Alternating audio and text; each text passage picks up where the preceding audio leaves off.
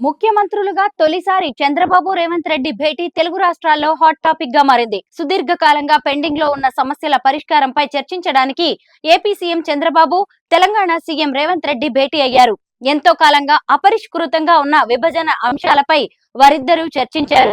హైదరాబాద్ లోని ప్రజాభవన్ లో ఈ సమావేశం 2 గంటల పాటు సాగింది. ఈ సమావేశంలో AP CM Chandrababu, Telangana CM Revanth రెడ్డిలతో పాటు ఇరు రాష్ట్రాల నుంచి 3 చొప్పున మంత్రులు, ఇరు రాష్ట్రాల ప్రభుత్వ ప్రధాన కార్యదర్శులు, అధికారులు పాల్గొన్నారు. సాయంత్రం 6:10 ప్రారంభమైన ఈ సమావేశం 7:45 ముగిసింది. ఈ ముఖ్యమంత్రుల సమావేశంలో కీలక నిర్ణయాలు తీసుకున్నారు. ఇరు రాష్ట్రాల మధ్య సమస్యల పరిష్కారం కోసం 2 కమిటీలను ఏర్పాటు చేయాలని నిర్ణయించారు.